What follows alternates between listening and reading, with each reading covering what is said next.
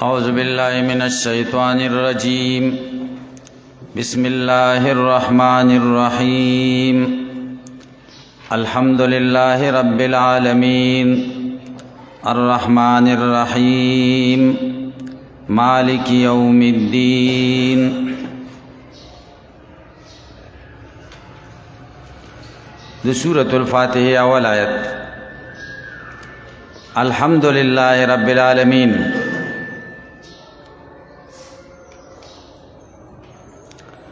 صفات مختصة خاص دی اللہ لرا هغه چې رب د ټولو مخلوقاتو دی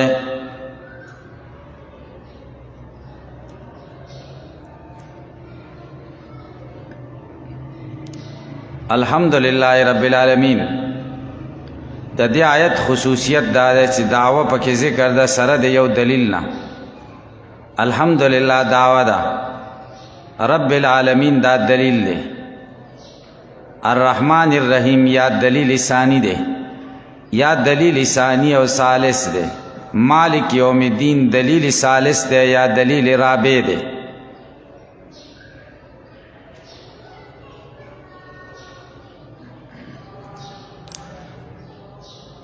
الحمدللہ کہ دا ہم مصدر قرآن کریم کی 3 کرت ذکر شوه الف لام پکې کم یو دی درې واړه صحیح کېدی شي جنس هم ثابت دی الله لرا بیا به قضیه طبیعیه شي هر هم ثابت دی او مختص دی الله لرا بیا به موجبه کلیه شي یا خاص هم ثابت دی او یا مختص دی الله لرا نو بیا به دا شخصیه شي خاص هم کشي اور اپلا ماہدی شی نو ماہود با کم صفتو نئی نو ماہود با صفات د اولوہیتی یا باغ صفات تا اشارہی چی کم اللہ تعالیٰ تب قرآن کریم کی ثابت تی یا دا رسول اللہ صلی اللہ علیہ وسلم پا صحیح حادثو کی ثابت تی یا غبا مرادی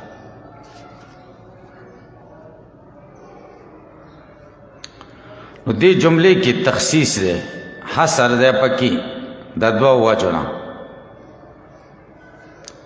اولا وجہ دار چی لام پل اللہ کے دا اختصاص دا پارا دے دویم دار چی مبتدا و خبر کلماری پیراشی مفیدی دا حسری نو مانا بداسی شی چی ہم ثابت دے اللہ لرا پا طریقی دا اختصاص لرا بل چاہتا ندے ثابت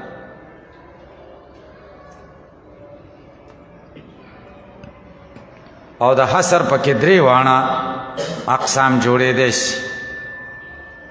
او دا ببینائی پا اعتقاد دا مخاطب سرا کہ دا مخاطب خیال دائی چیز ہم خودے تم ثابت تے او بلچا تم ثابت تے توائی صرف خودے تا ثابت تے ندا و قصر پراچ او کوئی چی غیر اللہ تا ثابت تے او اللہ تا ندے ثابت او ته اختصاص د هم بالله او کینو دا بیا قصری قلب شي او کله مخاطب دا خیالي چې هم خو چاته ثابت ته خو چې هغه بسو کی توای خاص دی الله لرخا په طریقې د اختصاص سره الله لره ثابت ته نو دا بیا قصری تعین شي دی وړم پکې جوړې دیش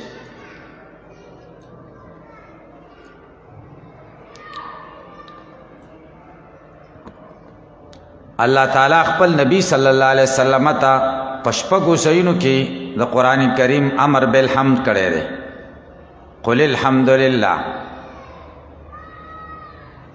5 سورتونو پا ابتدا کی الحمدللہ را غلے دا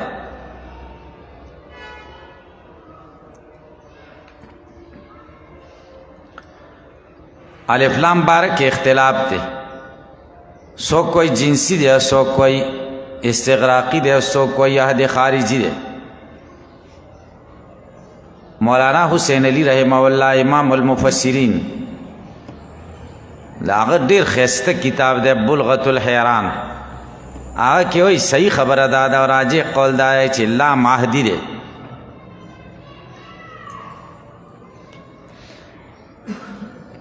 ځکه عهد حقیقت دی په لام کې عند الاصولیین او استغراق مجاز دی او ضرورت مجاز ته هله کېږي چې کله حقیقت متعذر شي دلته تعذر نشته نو د ضرورت څه معنا ده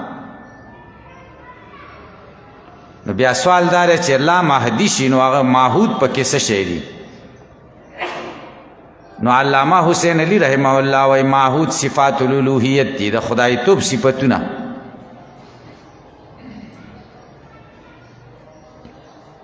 هم په لغت کې څه ته وایي او په اصطلاح کې څه ته وایي هغه خبرې زه نه کوم ځکه تاسو ته درځي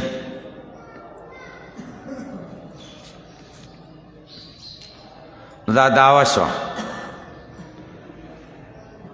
الله نه مراد خالق دی الحمد للخالق چې د الله نه مراد خالق شي نو دا به د قبیلې د القضایا قیاساتها معها نشي مذهب کلامی چې ورته وایي دعوه کې به دلیل هم ذکر شي حمد مختص دی خالق لرا حمد مختص دی الله لرا ځکه دا خالق دی هر هغه ذات چې خالق یا مستحق د حمد دی نو الله مستحق د حمد دی نو دلیل به په دعوه کې ذکر شي او دلیل به هم ذکر شي په نمط د قیاس اقترانی حملی شکل اول نه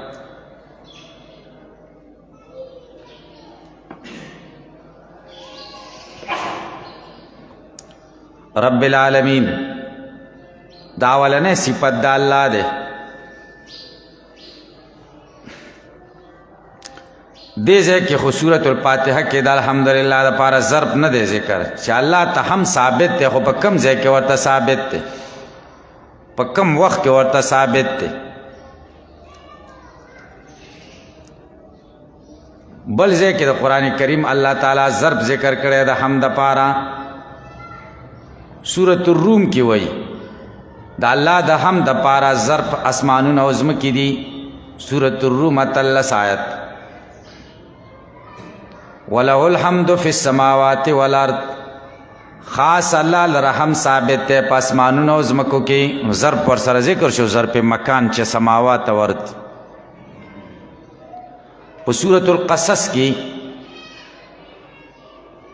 او یا نمبر آیت کې د حمد لپاره ظرف زمانم ذکر شوی دی چې دنیا او آخرت دی الله لا اله الا هو له الحمد فی الاولی والآخرة الله خاص الله لرحم ثابت دی په دنیا او آخرت کې زمانم ورته ذکر شي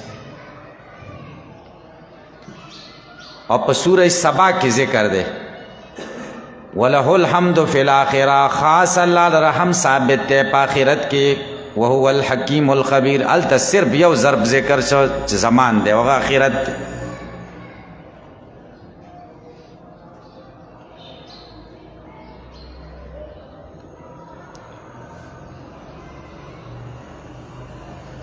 رب العالمین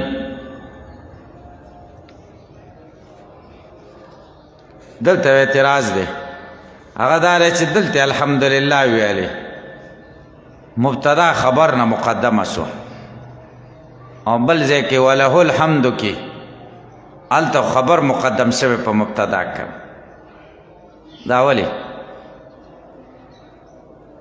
جواب دا دی چالته لفظ د الله ذکر نه دی چې تخصیص پکې راشي تخصیص پکې پس سره راشي چې مبتدا او خبر دواړه معرفي شي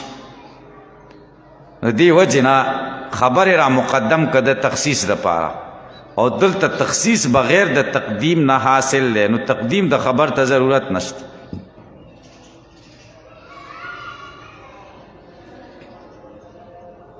اوس یو سوال دی الحمدلله پځه کا الشکر لله ویل شوی وی المدح لله ویل شوی وی التسبیح لله ویل شوی نو څه بدی بوا الحمدلله ولی خاص شو تعین د الحمدلله ولی وشو دې کې څه حکمت دی جواب دا دی چې الشکر لله ذکر نشو ذکر شکر خو په مقابله د نعمت کی معنا بدا سیسی چې الله مستحق د حمد دی الله چې دیتا ته نعمتونه درکوي استحقاقی ذاتی پکې نشتا حال دار چې الله خو مستحق دی د ذات په اعتبار سره د حمد نو شکر باندې الحمد زکه خاص بیم دا دی مدح ذکر نکړه ځکه مدح خو د غیر حی راځي چې چا اختیار نه او الله تعالی خو هو الحی الذی لا یموت او تسبیح ځکه ذکر نکړه چې حمد کې تسبیح راځي کنه ځکه حمد اعتقاد د ټولو نعمتونو ته وایي او اعتقاد د ټولو صفاتو ال راځي چې ذات بری د ټولو نقایصو نه او تسبیح کې صرف براعت د نقایص راځي نو په هم کې دو خبرې پرتی دي تبری د نقایصو نه تنزیه د نقایصو نه او توصیف په ټولو صفتونو د کمال او تسبیح کې صرف تبری د نقایصو نه ده نو الحمدلله چې ویلې نو التسبیح لله پکې راغی کنه ځکه هغې کې خو تبری د صرف د نقایصو نه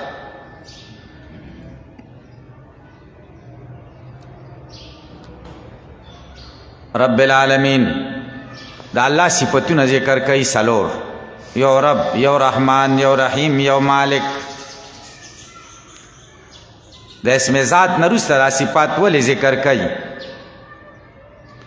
اشاره کوي دې خبرې ته الله تعالی مستحق د حمد دی په اعتبار د ذات سره هم په اعتبار د صفاتو سره هم استحقاق د هم پکې د دواړو طریقو نه دی نو ځکه صفات د اسم ذات نه وروسته ذکر کړل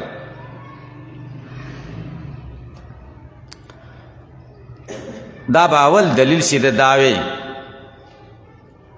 صفات د الوهیت مختص دي الله لرا ځکه چې الله رب العالمین دی هر هغه ذات چې رب العالمین نو هغه مستحق د حمد یا اختصاص د حمد هغه پوری نه اختصاص د حمد الله پورې ذکر راغی دا به دلیل اول شي رب العالمین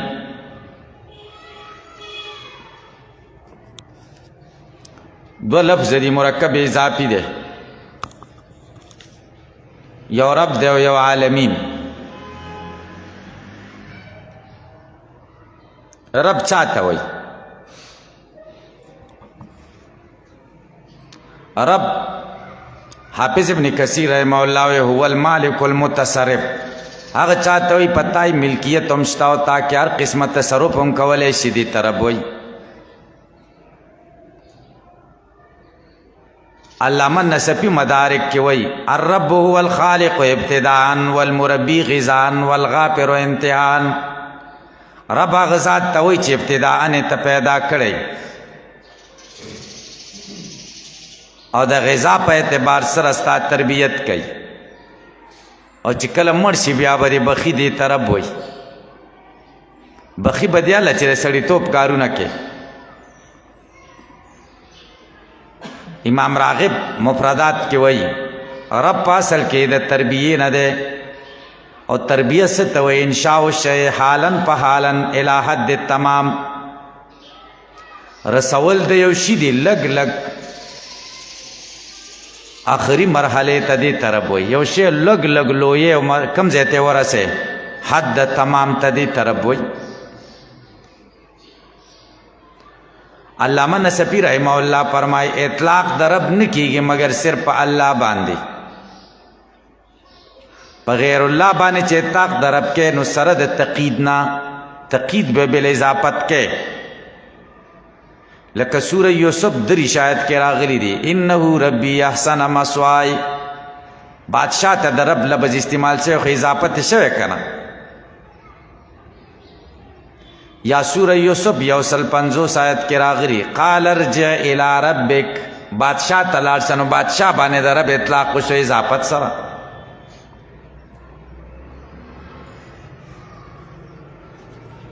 د خدای په صفاتونو کې دا رب ولې مقدم کا قرآن کریم مبدأ په صفات الهیو کې د رب نه ولې وکړه ذکر رب د خدای په صفاتونو کې جامع صفت ذکر امتنان پکې ذکر ده چا امتنان هغه علت او باعث د عبادت د پاره ده او تقوا د پاره دیو جن ټولو کتابونو کې آسمانی کې رب ذکر شوی او د قرآن کریم شروع د رب نه وشوه رب العالمین، او د قرآن کریم انتهام د رب نه شوی قل اعوذ برب الناس. د قرآن کریم د نزول ابتدام د لفظ د رب نه شوی اقرأ باسم ربک.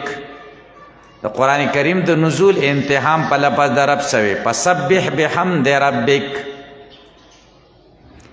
د مخلوق ابتدا چې خدای کوله او د هغې نه د عالم زر وعده اخیستل شوې ده، اب لفظ د رب اخیستل شوی الست بربکم قالوا بلا، بل صفت د خدای نه دی ذکر شوی الست بربکم. قبر ته چې مونږ لاړ شو نو په صفت د رب به مونږ نه تپوس کېږي من ربک. لکه هغه عهد بر آیات کې چې درنه هیر دی که یاد دی. کله چې جنتیان جنت ته لاړ شي او دوزخیان دوزخ ته لاړ شي هلته به مظهر د صفت د ربوبیت ښکاره شي. وقضی بینهم بالحق وقیل الحمد لله رب العالمین. هلته به هم وصف د ربوبیت الله بیان بشي. دی وجنا لفظ د رب په صفات الهیو کې قرآن کریم کې ډېر ذکر شوی، 609 کرته ذکر شوی. 909 کرته لفظ د رب 909 کرته ذکر دی.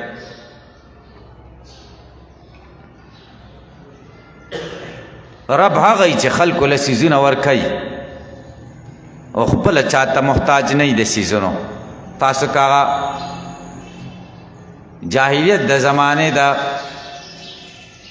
یو موحد خبره یادوي چې په شرک مبتلا و، شرک به یې کو او ځان له خدای جوړ کړی و د وړو نه او په هغه باندې ګیدړ تشې امتیاز یې وکړي او ده خو ویل چې دا اوبه پې د کم ځای نه راغلي دلته خو اوبه هم نشته. نو عقیده یې نوره مضبوطه شوه چې دا خو د رښتیا و خدای دی. چې ویې کتل هلته ګیدړه ګرځېده او پوه شته چې ګیدړ یې پې کار خراب کړی. نو چا شعر یې ویلی که تاسو یاد یې عربا یبول ثعلبان براسه لقد ظل من بالت علیه الثعالب. هغه رب ذلیله دی چې د هغه په سر باندې ګیدړې امتیازې کوي. نو رب هغه چې خلکو نه مشکلات لرې کوي، دا نه چې خپله په مشکل کې ګیریږي. عالمین، د عالمین لفظ قرآن کریم کې 83 کرته ذکر دی.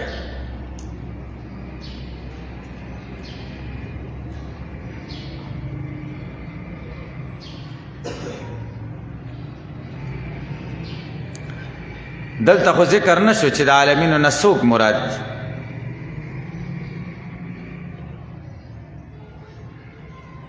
قرآن کریم یفسر بعضه بعضا، نور ځایونو کې تذکره ده چې رب العالمین څوک دی. فرعون چې د موسی علیه السلام نه تپوس وکړو سوره شعراء کې دا بیان دی. قال فرعون وما رب العالمین. فرعون موسی علیه السلام ته وایي رب العالمین څوک دی زه نه پیژنم. قال رب السماوات والارض وما بینهما ان کنتم موقنین. رب العالمین هغه دی چې د اسمانونو او د ځمکو مالک دی، رب دی، او د دې په منځ کې چې څه دي که تاسو یقین کوئ. کله به عالمین ذکر شي او مراد به جن او انس. عالمین خو جمع د عالم ده، کل ما سوی الله ته وایي، ټولو څیزونو ته. کله به پکې تخصیص راشي صرف جن او انس به مرادي. سورة الفرقان اولنی آیت کې خدای وایي تبارک الذی نزل الفرقان علی عبده لیکون للعالمین نذیرا. چې دا قرآن شي د عالمینو دپاره نذیر. د عالمینو مراد څوک دی؟ جن او انس. جن او انس دواړه مراد. کله به عالمین ذکر شي مراد به تر صرف انسی انسانان، لکه سوره شعراء 115 آیت کې لوط علیہ السلام چې قوم ته وایي اتاتون الذکران من العالمین، ایا تاسو راتګ کوئ نارینهو ته من العالمین په انسانانو کې.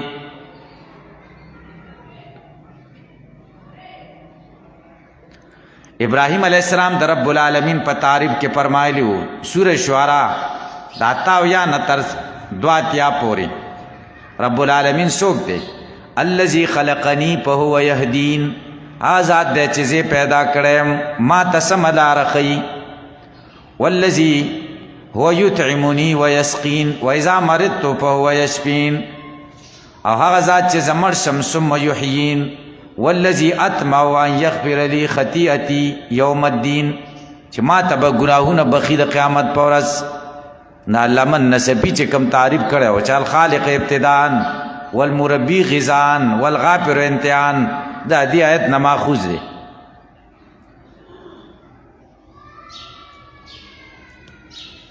نو الله تعالی رب د ټولو مخلوقاتو دی.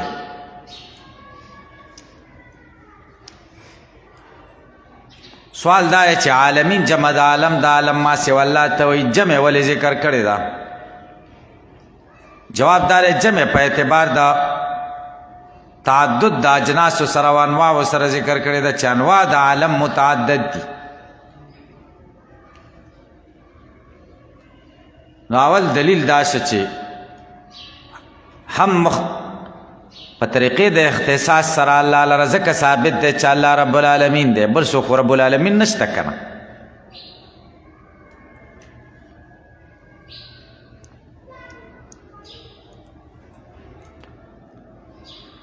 الرحمن الرحیم دا دویم آیت دی سورة الفاتحه کې. هغه چې رحمان او رحیم دی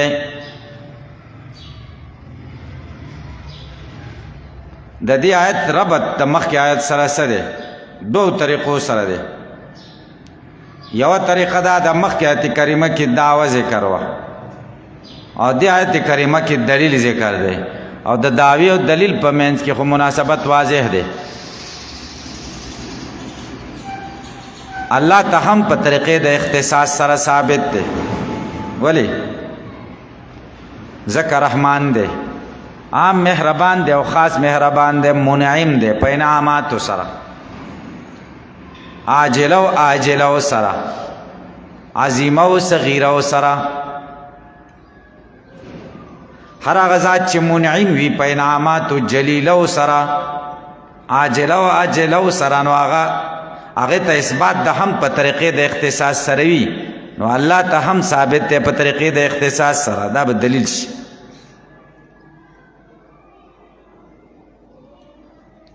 دویم مناسبت دا دی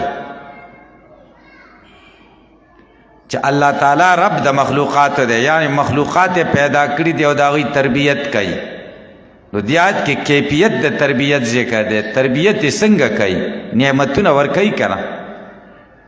الرحمن الرحیم معنا نعمتونه ورکوي.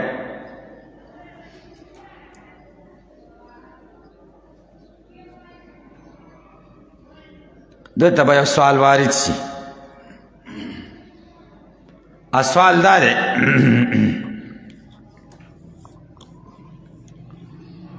چې مخکې تسمیه کې رحمان او رحیم یو ځل ذکر شو، دوباره دلته ولې ذکر کړه؟ دا خو تکرار دی او تکرار خو طالبان وایي شنی دی، ښه شی نه دی.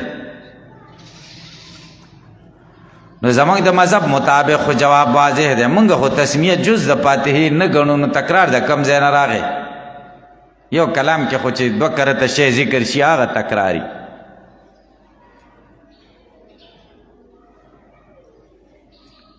او که بالفرض د شوافیو مطابق خبره شي نو بیا مونږ جواب کوو چې رحمان او رحیم مکرر ذکر کړو چې الته د برکت د پاره ذکر شوی وو په تسمیه کې، تبرک د پاره ذکر شوی وو او دلته د اثبات د مسلې د پاره ذکر شوی دي. نو مقاصد جدا جدا دي. هر کله چې مقاصد جدا جدا شو نو تکرار رانغی، تکرار پکې نشته. دا یو جواب شو. ښه جواب هغه دی چې زمونږ په مذهب مطابق تکرار راغلی نه دی.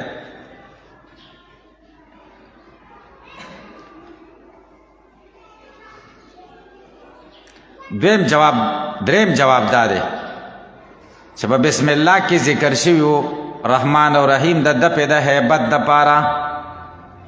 هلته چې بسم الله ویلې په لفظ د الله کې هیبت دی، ځکه هغه خو جلال او د جمال دواړو پکې دي نو هیبت په انسان راغی نو الرحمن الرحیم د څه دپاره ویل چې دا هیبت د انسان نه اوچت شي د ده په د هیبت وشي او په صورت فاتحه کې الرحمن الرحیم د امید دپاره ویلي امید دپاره چې رب د مخلوقات پیدا کړي او تربیت یې کوي څنګه تربیت یې کوي نعمتونه ورکوي که نه هغه د ده د هیبت دپاره او دا د رجا دپاره د امید دپاره مقاصد جدا شو و تکرار رانغی دلته به تاسو اعتراض وارد شي رحمان او رحیم د خدای په صفت کې ذکر کول به څنګه ځکه رحمان او رحیم دا ماخوذ دي د رحمت نه رحمت رقت القلب ته وایي زړه نرم کېدل او زړه خو په مرکباتو کې الله خو د زړه نه او د مرکباتو د صفتونو ټولو نه پاک دي نو یو جواب خو علامه بیضاوی رحمه الله کړی دی هغه جواب دا دی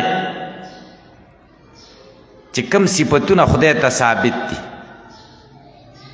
او هغې حمل په الله باندې په اعتبار د مبدې سره صحیح نه وي نو د هغې حمل به په خدای باندې په اعتبار د منتها سره کوو نو رحمان او رحیم رحمت دپاره یوه مبده ده یوه منتها ده مبده یې دا ده چې سړي زړه نرم شي رقت القلب او منتها یې دا ده چې په چا د زړه نرم شي نو احسان ورسره وکړي صور کړي احسانات ورسره وکړي نو دلته خو رقت القلب خدای شان سره نه دی مناسب نو دا موږ حمل کوو په غایې باندې په منتها باندې چې هغه څه شی دی احسان دی حفاظت الخیر احسانات دا جواب علامه بیضاوی کړی لیکن دا جواب ضعیف دی او علامه بیضاوی رحمه الله اکثر حصہ د کشاف د زامحشری نه ماخوذه ده د هغه تقلید یې کړی دی اصل دا جواب چې دلته غایه مراد د مبدا نه د مراد دا جواب د زامحشری دی په کشاف کې او علامه بیضاوی ته دا نقل کړی د هغه تقلید یې کړی صحیح جواب هغه دی چې الوسی کړی رحمه الله په روح المعانی کې هغه وایي نه خدای ته رحمت ثابت دی الله رحمان او رحیم دی رحمت خدای ته ثابت دی خو رحمتونو کې فرق دی یو رحمت د خالق دی یو رحمت د مخلوق دی من چې تعریف د رحمت پر رقت القلب سره کوو دا د کم رحمت تعریف کوو دا د مخلوق د رحمت د خالق کې رقت القلب نشته خصوصي مهرباني دا مونږ په نور نه پوهیږو چې څنګه تاسو په دې خبره پوه شئ که د علامه بیضاوي او د زامحشري معنا واخلو نو څه بدي به لازمه شي بدي به دا لازمه شي چې رحمان او رحیم به خدای ته ثابت شي په طریقې د مجاز سره د معنا مجازي سره نو چې خدای ته مجازي رحمت ثابت شي نو د حقیقي رحمت چاته ثابت تاسو په دې خبره پوه شئ یعنی د حقیقي رحمت چاله ثابت شي چې خدای ته د مجازي ثابت موږ وایو خدای ته حقیقي رحمت ثابت دی حقیقي او د خدای رحمت رقت القلب نه دی هغه بل شی دی موږ پې نه پوهیږو خدای ته رحمت ثابت دی دا ښه معنا ده مالک یوم الدین دا دریم آیت دی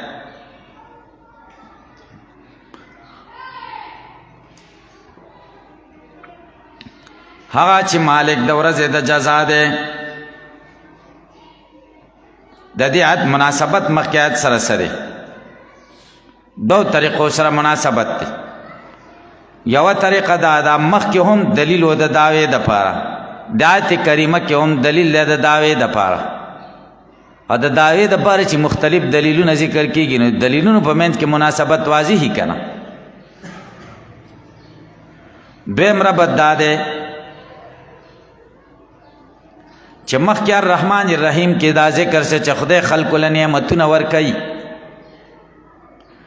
دې آیت کې دا ذکر کېږي چې د نعمتونو کې دی د زناورو په شان نه دی چې دنه به تپوس نه کېږي د نعمتونو باره کې به یو ورځ باندې د دنه تپوس هم کېږي او ورځ به کله یا به یوم الدین او د یوم الدین په ورځ مالک الله دی الله به تې تپوس هم کوي دا نه ده چې خورا وسکوي حساب مه منه نو مخکې د خوراک او د سکاک بیانو الرحمن الرحیم دې آیت کریمه کې اوس د تپوس بیان دی، تا سره به حساب هم کېږي، صرف خوراک او څښاک نه دی، حساب به در سره کېږي. ولتسألن یومئذ عن النعیم، خامخا به تاسو نه تپوس کېږي د قیامت په ورځ په باره د نعمتونو کې، نعمتونو باره کې به تپوس کېږي.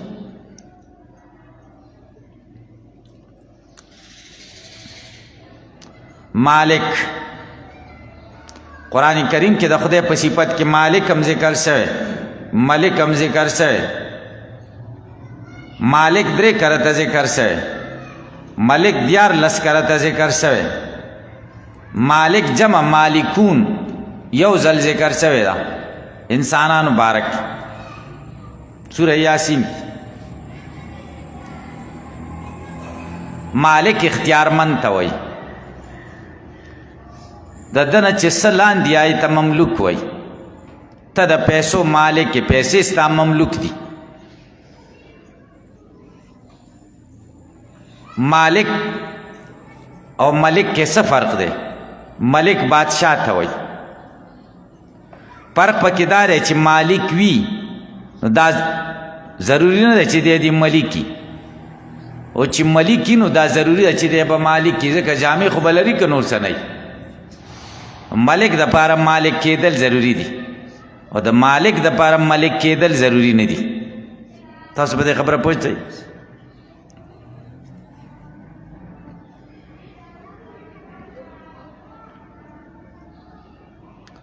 یوم ورځ ته وایي،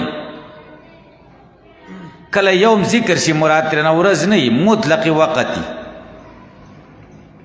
مطلق وقت دی مراد. پلانکی ورځ باندې راغلی یعنی په پلانکی ټیم راغلی.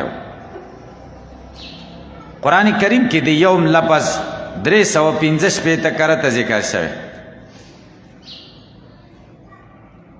او د خدای شان دا دی چې د کال ورځې هم 365 دي شمسي 365. قرآن اعجاز دی، دې ته وایي الاعجاز العددي په القرآن. د قرآن عددي اعجاز یو کتاب دی، دا ټول داسې تناسب سره ذکر کړي سړی حیران پاتې. میاشتې کال کې څو دي؟ 12. الشهر لفظ قرآن کریم کې 12 کرته ذکر شوی شهر. دا قرآن اعجاز دی. او د قمري کال ورځې 354 او 11 ګنټې دي، ځکه قمري کال او شمسي کال کې فرق راځي. که تاسو خیال کړئ کنه، روژه کله یخنۍ کې او کله ګرمۍ کې، دا که ورځې فرق دی پکې. څه د پاسه 11 ورځې فرق راځي هر کال.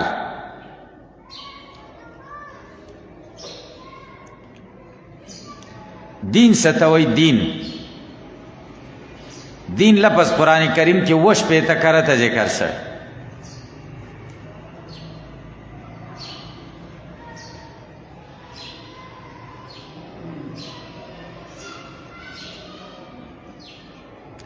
دین په لغت کې انقیاد ته وایي، گردن نهادن، غاړې ښودل. په اصطلاح کې تاسو ویلي طریقة مسلوکة بما جاء به النبي صلی الله علیه وسلم من الله تعالی الی الخلق، دې ته دین وایي.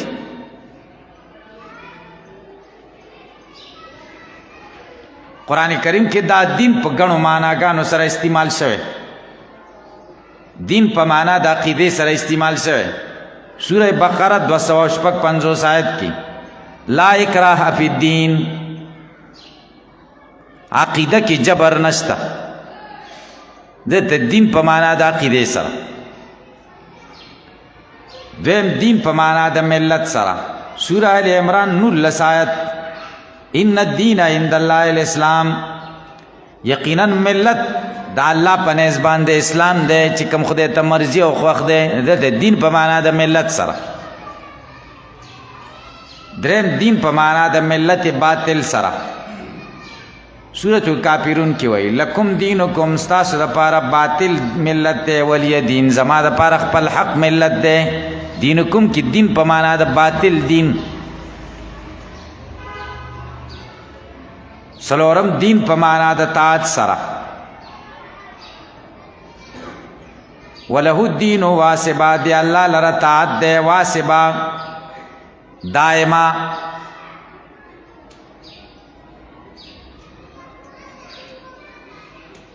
یا ولا دینون دین الحق التم دین پمانا د طاعت سره دے پنځم دین پمانا د غلبه سره سورہ واقعہ کې چي دي فلولا ان کنتم غیر مدینین ای غیر مغلوبین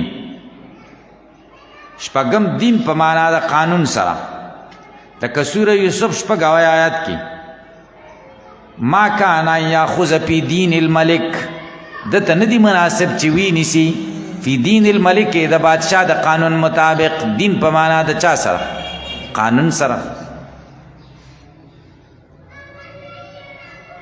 وم دین پمانا د حد شرعی سره شریعت توم دین وای لکه سورۃ النور 2 آیت کې ولا تاخذکم بهما رافۃ فی دین الله فی دین الله سمانا ده فی حد الله د خدای په حد کې تاسو نرمي مکوئ اتم دین پمانا د عبادت او توحید سره سورہ زمر 3 آیت کې الا للہ الدین الخالص خبردار اللہ لرا توحید دے خالص اللہ لرا عبادت دے خالص بس وقت باب کی ورسر نہ شریکے نہ ہم دین پمانا دا دعا سرا فدعو اللہ مخلصین له الدین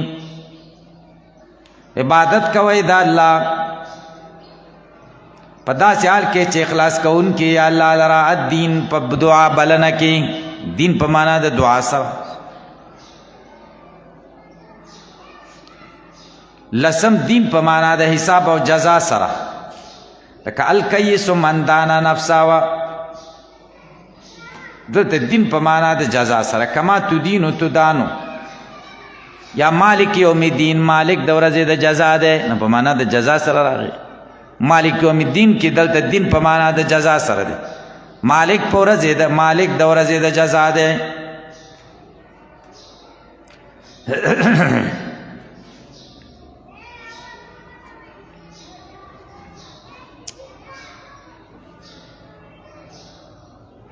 دلتا یوم الدین ویرے خود تفصیل نہیں کرے چی یوم الدین سے شہرے بل زی کی صورت الانفطار واللس اتلس ونلس آیت کی تفصیل کرے وما ادراکا سشی پوئے کرے تو ما یوم الدین چی جزا ورزا سشیدہ ثم ما ادراکا ما یوم الدین یوم لا تملک نفس لنفس شیئا ہاں ورز دا چی اختیار بنا لری ہیچ یو نپس دا ہیچ یو نپس دا پارا شیئا ہیچ شے والامر یوم ایزل للہ دیتے یوم الدین وی پیسلی بٹولی دا چاہی اللہ بھائی اعتراض دے تخصیص دا مالکیت دی یوم الدین پوری ولی وکو دا اللہ مالکیت خو عام دے صرف یوم الدین پوری خو خاص نہ دے کنا لکه سورۃ البقرہ کی سورہ آل عمران کی راغلی دی شپږ شاید کی قل اللهم مالک الملک مالک الملک توتی الملک من تشاء وتنزع الملک ممن تشاء وتعز من تشاء وتذل من تشاء بيدك الخير انك على كل شيء قدير مالک الملک دے خدای خود ټول سيزونو بادشاہ دے دا مالکیت دلته ولې خاص کده یوم الدین پول جواب دار چه املاک کی مجازیه با التزائلی ملک با نئی مگر اللہ بای نوزه که مالکیت خاص کده یوم الدین پوری دلتا خنور خلقم وی منگا بادشاہان یو اختیار مند یو دویم جواب دار پا دیورس کی با متکبرون و جبابرا دا خود مالکیت مشاہده کی او دا خپل عجزواری او دا ضعف مشاہده باو کی ذکر داسی ذکر ہو دریم جوابدار ہے چھ مشرکینو دا عقیدہ وا د خپل خدایانو بارکه چې قیامت پرز با مونږ ته پیدا را رسي مالکان دي زمونږ هاولای شفاعنا عند الله ما نعبدهم الا ليقربونا الى الله زلفا مونږ به سختۍ نه بچ کی کرا الله تعالی مالک یوم الدین مالک د ورځې د جزا صرف الله دی هلته بچ کول والا څوک نشته چې تا بچ کی ځکه تخصیص د یوم الدین پورې د مالکیت تو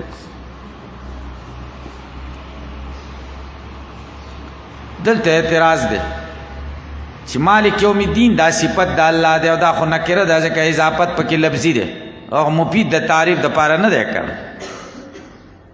ځکه صيغه د صفت دا مضاف شوی دا معمول ده جواب دا دی پاغه کې سر دار چې په معنا د حال او استقبال سره یو په صفات الهیو کې استمرار دی دا اضافت لفظي نشو اضافت معنوي شو مفید د تعریف د پاره په پوښتنه مالک د ورځې د جزا دی چې مالک د ورځې د جزا دی نو تاسو رب د نعمتونو بارک تپوس کوي و دعوه ثابت شو سره د درې و یا سلورو دلایلو دعوه سوا اثبات د حمد الله تعالی په طریقې د اختصاص سره او د حمد د مراد صفات د الوهیت او د خدای توب صفاتونه ته مراد هر کله چې دعوه ثابت شو سره د دې دلیلونه اوس نتیجه د دې دعوی او د دلیلونو ذکر کوي نتیجه ذکر د پیا کنا عبدو ویا کنستاین کی یا کنا عبدو ویا کنستاین خاص تا عبادت کو مونږه او خاص تا نه مدد غواړو مونږه نو دا پکې راغلی چې خاص تا عبادت کو مونږه د بل چا نه کو خاص تا نه مدد غواړو مونږه د بل چا نه غواړو دا پکې په خپل راغلی اثبات راغی نو نپیم پکې مراد ده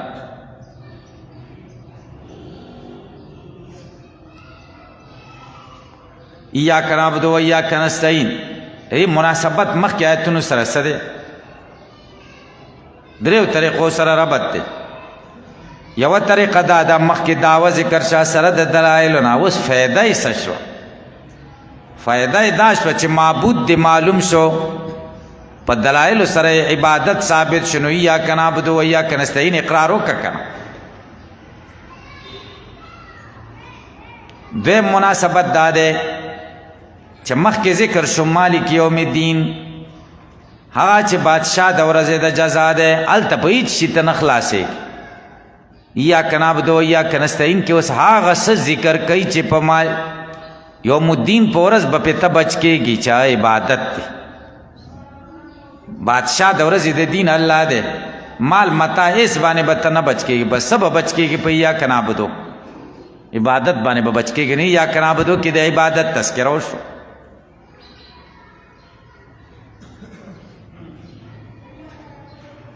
دریم مناسبت د رحمان او رحیم سره دی الله تا ته نعمتونه درکوي څه درنه غواړي عبادت ستا د تخلیق مقصد څه شی دی عبادت وما خلقت الجن والانس الا لیعبدون عبادت پکې علامہ ابن کثیر رحمہ اللہ فرمائی الفاتحة سر القرآن وسرها هذه الکلمه ایاک نعبد و ایاک نستعین فاتحه د ټول قرآن کریم راز دی او د فاتحه راز دا جملې دي ایاک نعبد و ایاک نستعین اوس یو سوال دی مخکې لفظ د الله ذکر شو او بیا صفات ذکر شو په طریقې د غیبوبت سره اسم ظاهر او غایبی نو دلته بیا خطاب ولی شروع کوي ایاک نعبد و ایاک نستعین کې خو مخاطب خطاب ته لاړ جواب دا دی چې هغه مراقبه وه او د مراقبې نه وروسته مشاهده اوس مشاهده شروع شو ایاک نعبد و ایاک نستعین صوفیان وایي چې اول مراقبه او بیا د مراقبې نه وروسته څه مشاهده دا په حدیث د جبریل کې دي که نه تاسو ویلی دي چا جبریل علیہ السلام تپوس کوي مل احسان احسان څه دی نبی علیہ السلام ورته څه وایي ان تعبد الله کأنک تراه فإن لم تکن تراه فإنه یراک د خدای عبادت کوا کأنک ترا مشاهده شو فإن لم تکن تراه فإنه یراک مراقبه شو او احوال د سالکینو دا مختلفی چا مراقبه وکي بیا ورته مشاهده حاصله شي دې ته سالک وایي سلوک وکي په لارې د مراقبات بیا ورته مشاهدات حاصل شي او صداسی چې الله په خصوصي انعامات کی اول وهلت کې ورته مشاهده حاصل شي اول وهلت کې مشاهده حاصل شي نو حدیث د جبريل کې اول مشاهده ذکر ده او دلته اول مراقبه ده بیا مشاهده ده یا کنه بده یا کنستای دیم الحمدللہ رب العالمین کے غائب الفاظ انتقال و شد غائب نہ د غیبوبت نہ خطاب تا دیتا ہوئی التفات دا بیان نہ لاڑو عیان تا غائب نہ لاڑ مخاطب تا مراقبے نہ لاڑ مشاہدے تا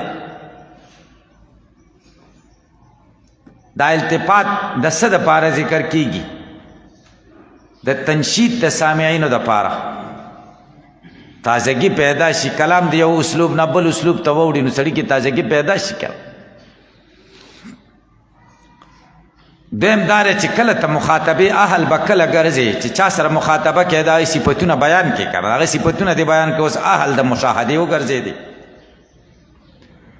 تاسو کتابونو کې ویلي دي چې التفات شپږ قسمونه دي التفات د متکلم نه مخاطب او غائب تا د مخاطب نه غائب او متکلم تا د غائب نه متکلم او مخاطب تا شپږ قسمونه تاسو مختصر المعنی تلخیص وغیرہ کې ویلي دي کړه دي کې التفات د غائب نه مخاطب تا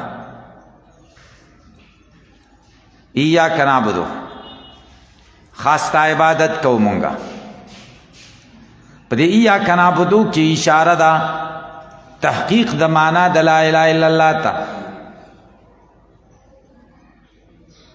لا اله الا الله کې نفي ده د الہ او باطل او اثبات ده د حق خدای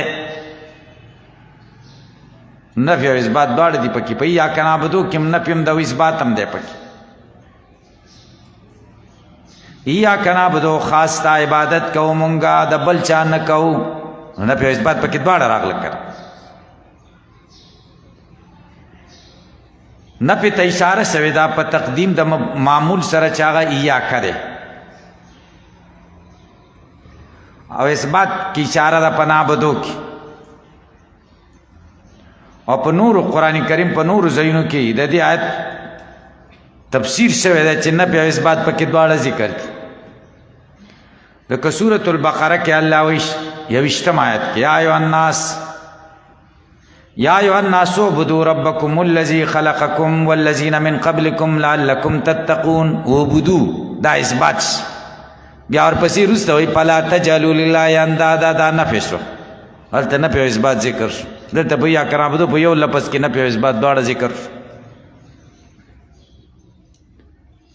یا په سورۃ النحل شپږ دېرش آیت کې ولقد بعثنا في كل امه رسولا ان اعبدوا الله واجتنبوا الطاغوت مونږ لګلیو په امت کې پیغمبران په دې خبره باندې چې ان اعبدوا الله د خدای عبادت کوي دا اثبات واجتنبوا الطاغوت دا نه پېښو یا کنه بده معنا شو یا سوره بقره 255 کې فمن يكفر بالطاغوت ويؤمن بالله فمن يكفر بالطاغوت دا نه پېښو ويؤمن بالله دا اثبات یا په سوره زخرف شپږ آیت کې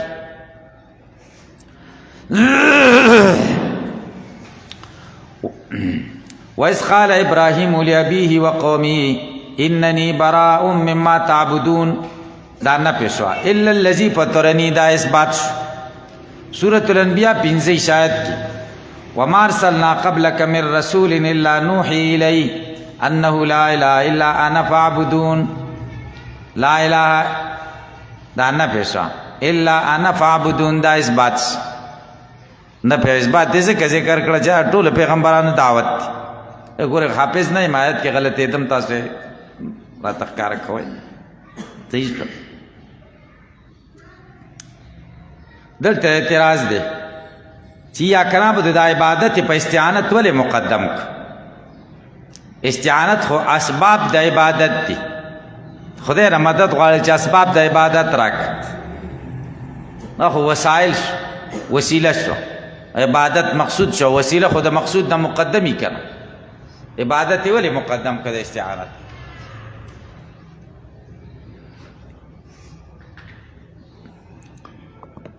جواب دار چې دا قبیله د تقدیم د غایاتو نه ده په وسایلو باندې، ځکه عبادت غایه ده د هغه څه دپاره چې بندګان د څه دپاره پیدا شوي دي. استعانت د هغې دپاره وسیله ده، گویا کې غایه مقدمه شوه په وسایلو باندې. یو دویم داره چې ایاک نعبدو مرتبط دی د لله سره، ایاک نستعین مرتبط دی د رب العالمین سره. ایاک نعبدو خاص تا عبادت کو ځکه ته الله یې، و ایاک نستعین او خاص تا نه مدد غواړو ځکه ته زمونږ رب یې او رب خلکو سره مدد کوي. ایاک نعبدو مرتبط و د الله سره، ایاک نستعین متعلق و مرتبط د رب العالمین سره. الله مقدم پر رب العالمین، ما يتعلق بالله مقدم که په ما يتعلق برب العالمین باندې. درېمه وجه دا ده ایاک نعبدو کې عبادت ته اشاره وشوه، او په ایاک نستعین کې دعا ته اشاره وشوه، او دعا د عبادت نه وروسته ښه قبلیږي. گویا کې ذکر مونږ ته ترتیب او تلقین راکړه چې عبادت وکړئ نو بیا دعاګانې کوئ. دې خبرې ته هم پکې اشاره وشوه. په ایاک نعبدو کې دا ایاک ضمیر دی، که ایا ضمیر دی که که ضمیر دی، درې واړه اقوال پکې شته.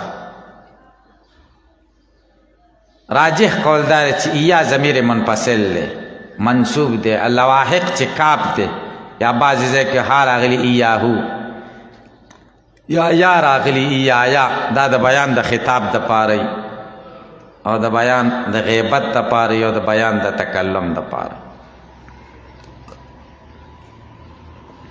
سوال دا دی چې دلته تقدیم د څه دپاره وشو؟ ایاک یې ولې مقدم که په نعبدو؟ نو یو جواب خو واضح دی چې دلته تخصیص مقصود دی، او تخصیص په تقدیم سره راځي، نو ځکه یې تقدیم وکړو. دویمه وجه دا ده چې عابد ته دا ورښیي چې نظر د عابد به په عبادت نه وي، نظر د عابد به په معبود وي. ایاک نعبدو کې عبادت ذکر شو، ایاک کې معبود ته اشاره ده. نو د عابد نظر به په معبودی که په عبادت پی، معبود به زه څه شی یم او زما عبادت به صحیح، مولا غټ دی چې زما د عبادت قبلی. او کاول دی نعبدو ذکر کړی وی نو بیا به نظر به دې بچاوې، نعبدو کا په خپل عبادت به نظر وی. نو موږ ته دا تعلیم راکړه چې په عبادت کې به دې په معبود نظر په عبادت په نظر نه کې، ته به صحیح او ستا عبادت به صحیح. تاسو په دې پوه شئ؟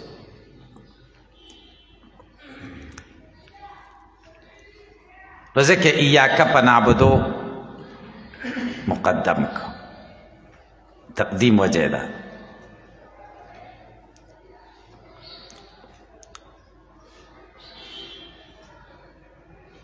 و ایاک نستعین او خاص تانه مدد غواړو مونږه.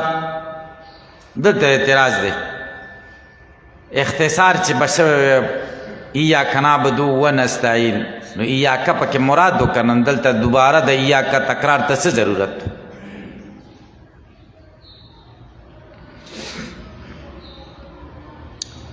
جواب دا دی چې دلته مفعول مقدم کړه اختصاص دپاره.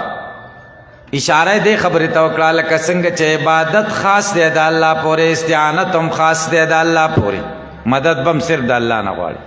که ایاک یې نه وی ذکر کړی چا به توهم کوو چې عبادت خود الله پورې خاص دی، استعانت د هر چا نه غوښتی شي. حال دا دی چې استعانت خود بل چا نه نشي غوښتی. په تاسو به اعتراض وارد شي، قرآن کریم کې دي چې استعانت د بل چا نه هم غوښتی شي. کم ځای کې راغلي دي؟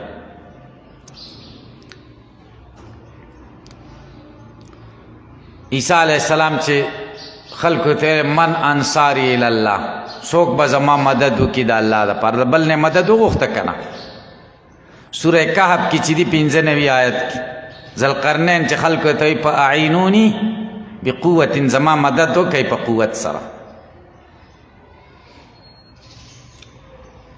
تاسو په دې خبره باندې پوه شئ.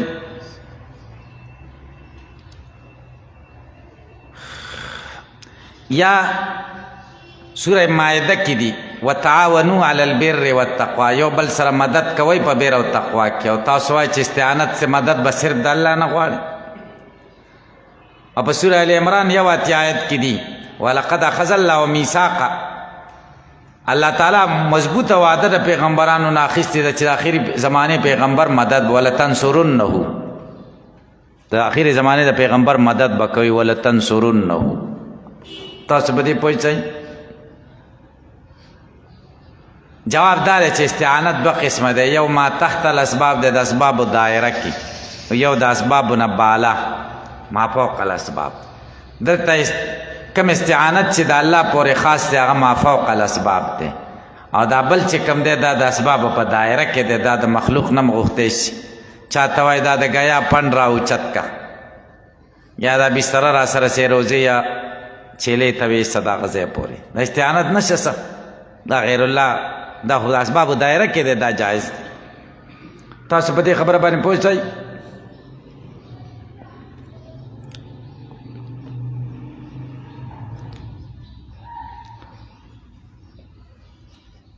وَإِيَّاكَ نَسْتَعِينُ، او خاص تانه مدد غواړو مونږه. اهدنا الصراط المستقیم، مونږه کلک کې پاغې نیغې لاره باندې.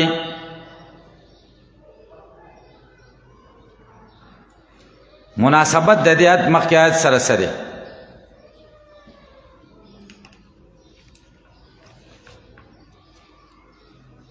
مناسبت د دې آیت مخکې آیت سره دا دی، هر کله چې بنده ویلې وایاک نستعین، خاص تانه مدد غواړو مونږه، گویا کې د الله د طرفه آواز وشو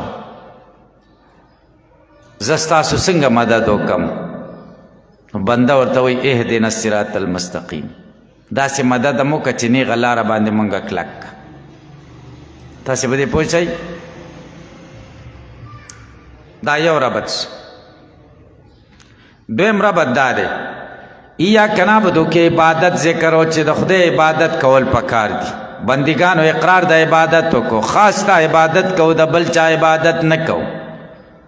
وای د عبادت طور او طریقه به څنګه وي چې کومه خدای ښودلي. بنده د خدای نه سوال کوي اهدنا الصراط المستقیم، ستا د طرفه چې د عبادت کومې طریقې موږ له ښودل شوي دي په هغې باندې موږ کلک کړي. نو صراط المستقیم نه به ایاک نعبدو و ایاک نستعین والا لاره مراد شي. اهدنا الصراط المستقیم مونږ په صراط مستقیم کلک کې، په ایاک نعبدو و ایاک نستعین باندې کلک کې، دا به مراد شي.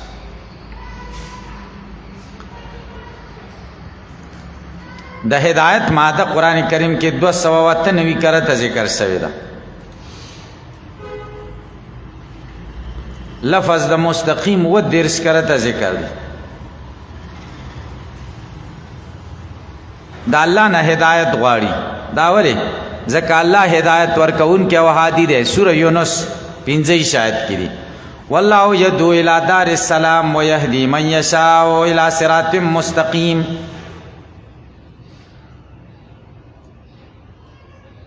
هدایت څه ته وایي؟ الدلالت بلطفن، نرمۍ سره چاته لاره ښودل، نرمۍ سره چاته دې ته هدایت وایي.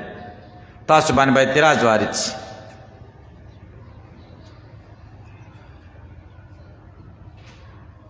چې په سوره صافات 3 آیت کې دي فهدوهم الی صراط الجحیم، دوی برابر کوي لارې د دوزخ ته. نو د خلو ته پکې نشته او هدایت استعمال شي. فهدوهم سوال باندې پوښتنه تاسو به جواب کې آئے کې تحکم دی. تحکم تاسو به دې پوه شئ. لکه ته وایې پلان کې راغلی او ښه استقبال مې وکړو، ښه دې وهلی یو ښه استقبال مې وکړو. نو وهلو ته استقبال ووایې د څه د وجې نه؟ تحکم او استهزا ورپورې وکړي. دې ته استهزا وایي، تحکم ورته وایي.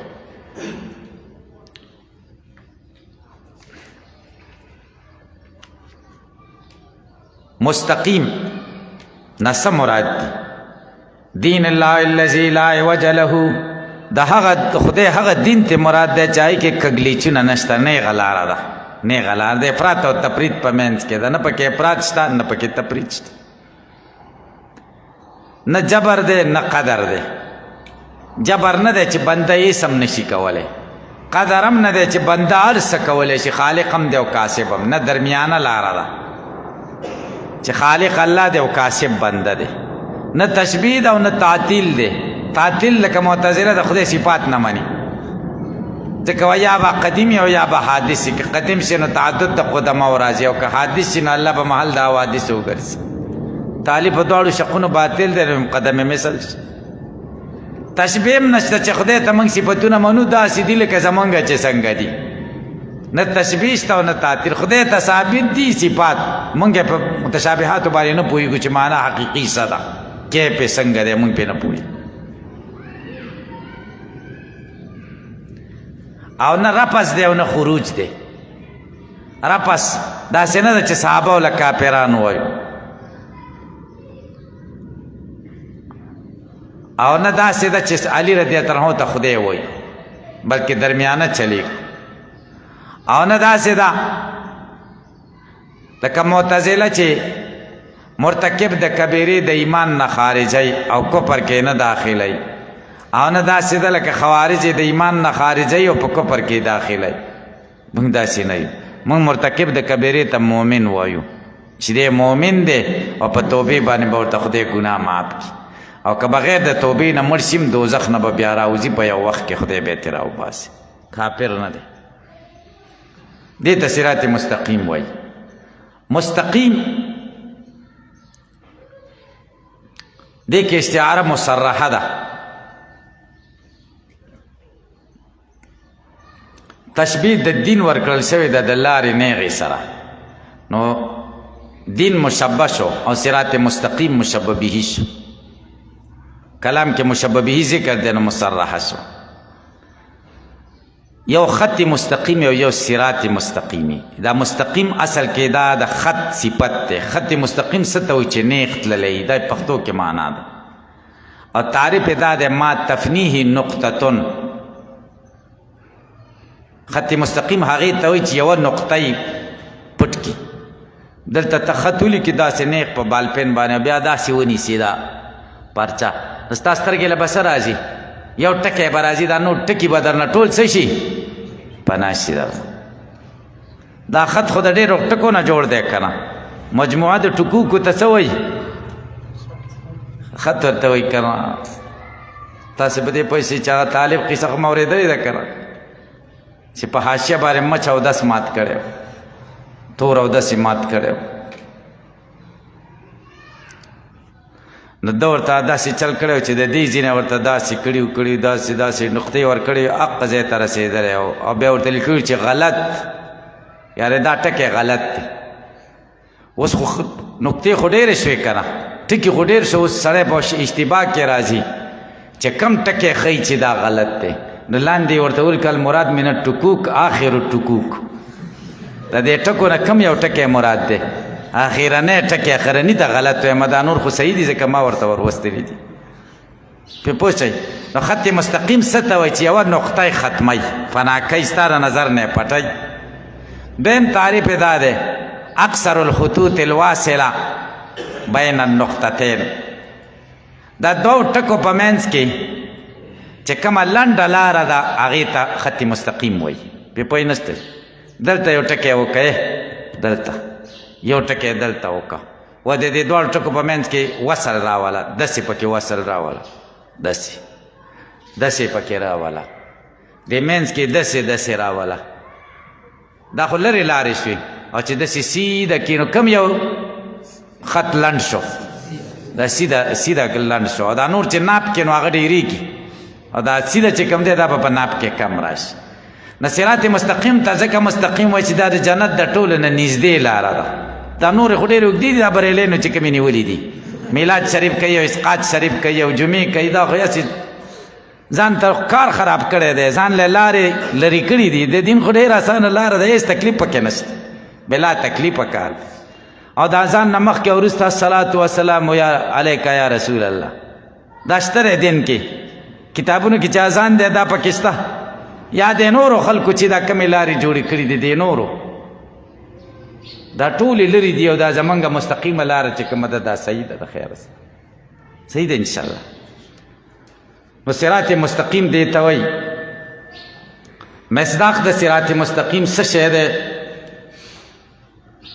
ابن عباس نه منقول دی دین الله الذی لا عوج له، دین مراد دی چې پای کې کګلیچ نشته.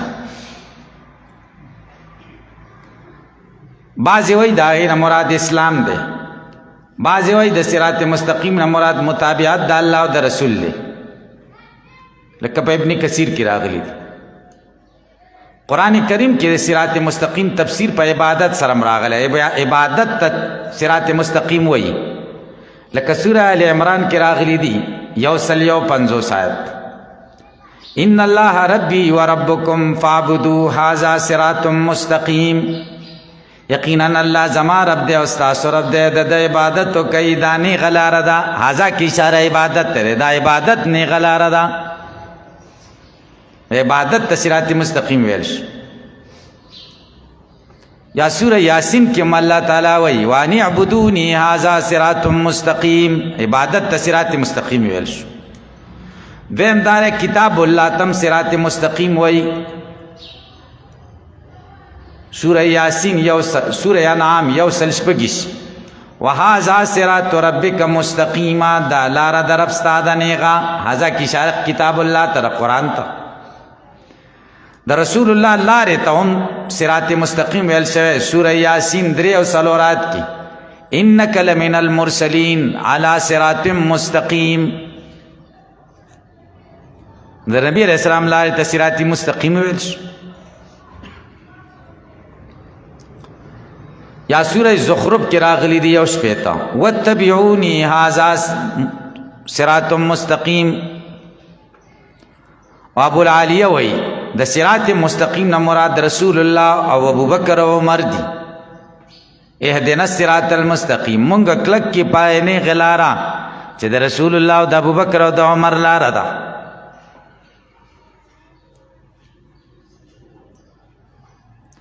سوال دا چې دا دعوی ولې خاص کړه په صراط مستقیم سره؟ مونږ ته صراط مستقیم راکړي یا په صراط مستقیم مونږ کلک کې جنت ولې نه وغوښتو؟ مونږ له جنت راکړي، مونږ له ستا رضا راکړي، صراط مستقیم ولې وغوښتو؟ جواب دا دی چې صراط مستقیم ځکه وغوښتو چې دا اعلی المقاصد دی، په ټولو مقاصدو کې دا اعلی دی. او دعا کې به مقصدي ټکي کې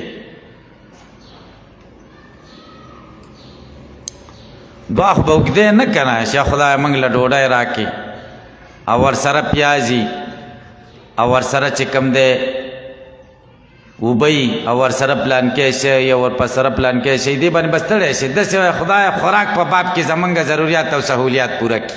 بس جامع خبره چې ټول څیزونه پکې راغله چې ستا زړه کې څه دي.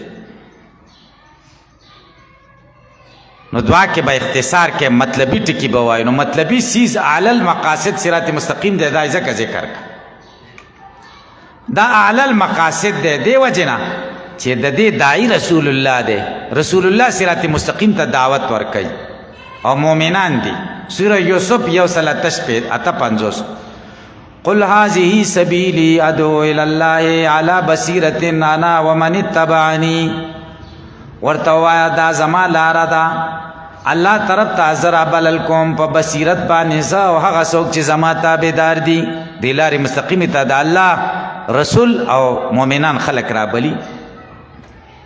یا سورة المؤمنون کی دی 3 آیات وَإِنَّكَ لَتَدْعُوهُمْ إِلَى صِرَاطٍ مُسْتَقِيمٍ، یقیناً ته خلق رابلې نیغ لارې ته. نو داعی صراط مستقیم ته نبی علیہ السلام دی، دا اعلی المقاصد ده که ځکه داعی اعلی دی.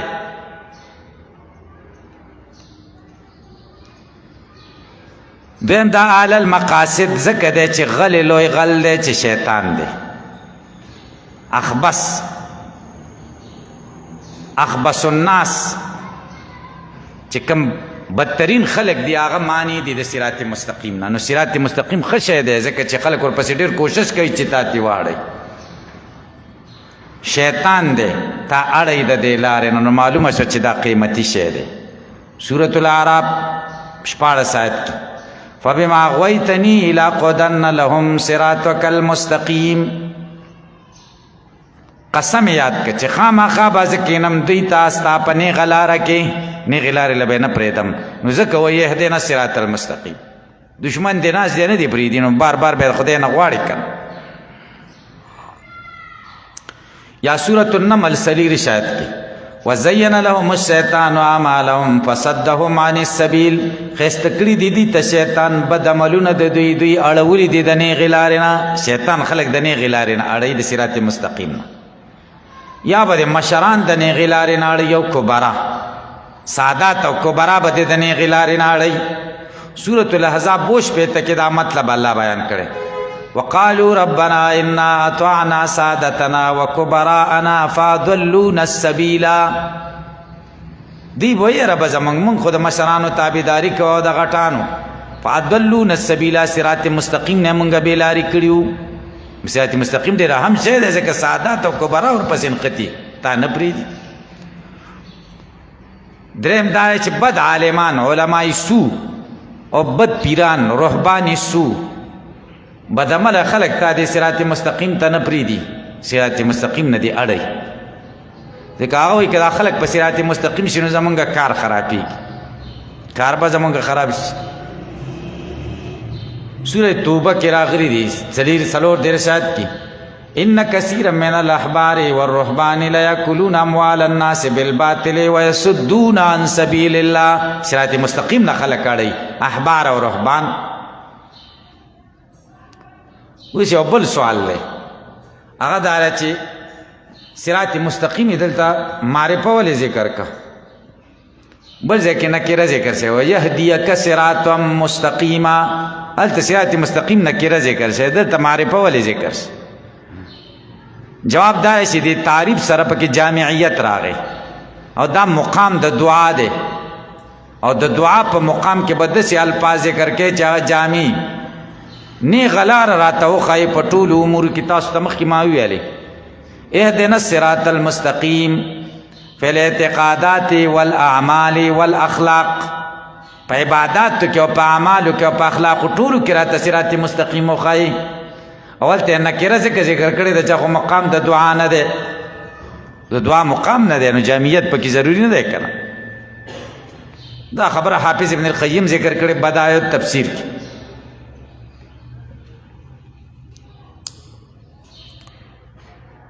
امام رازی رحمه الله دې کې ډېر کلام کړی.